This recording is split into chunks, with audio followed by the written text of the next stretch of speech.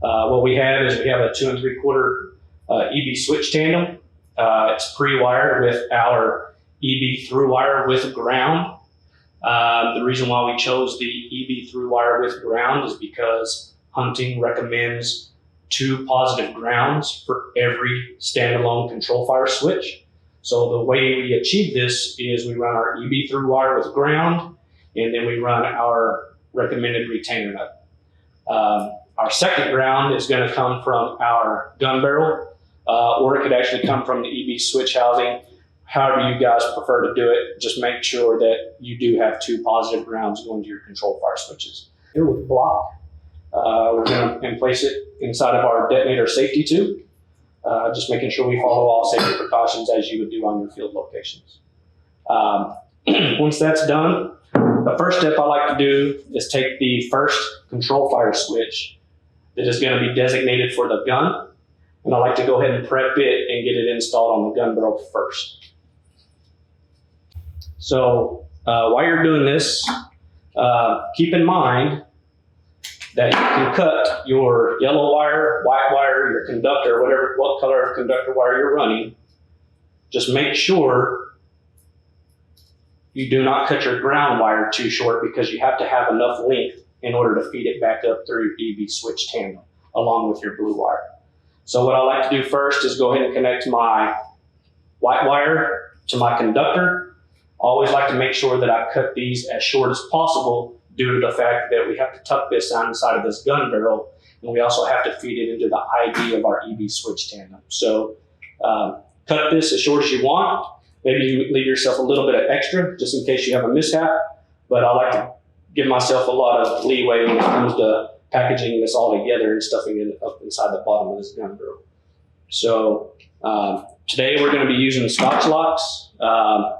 If you don't like using Scotch locks, I know there's a lot of people out there that run orange boots or whatever their preference is. But for this instructional video, we're going to be using Scotch locks. So once we've made our connection to our conductor, we'll go ahead and just twist the wires together for our ground. That way we're electrically connected to the switch.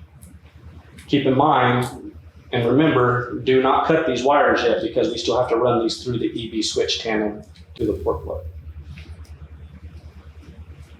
So again, twist the wires, nice neat package, and prepare them to run through the EB switch tandem.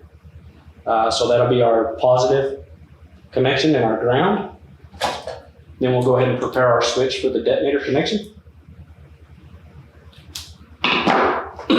So again, when we're connecting the detonator, we want to cut these leads as short as possible, because again, we have to package this in a small enough set in order to get it through our EB switch board. So what I like to do is take these and cut them as short as possible. Obviously, you're limited with space and everything due to the detonator safety tube, but just kind of tailor it to your needs on your own operation. So the first thing I'll do is I'll connect red to red.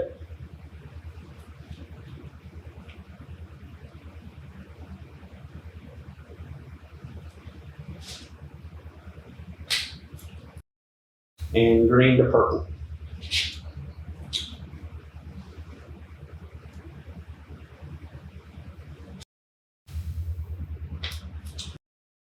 Like so.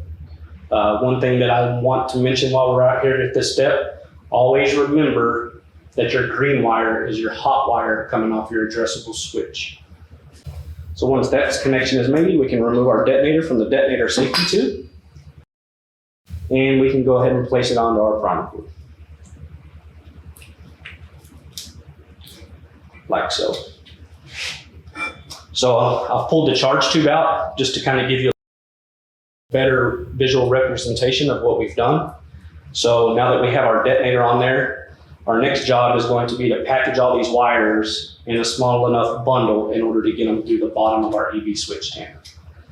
Keeping your blue and your ground wires coming out of the bottom of the package itself. So what I like to do is just kind of take all these wires, slide everything on there, and then tape everything together like so, and make it as compact as possible, making sure we don't nick or pinch any wires when we go to assemble the EB switch tandem onto the gun barrel. once you have everything nice and neat, and you think all the wires are tucked away, you can go ahead and trim your primer cord. I usually like to trim it just right behind the switch there to keep it out of the way when we're feeding it into the EV switch tandem. And your package should look something similar to this right here.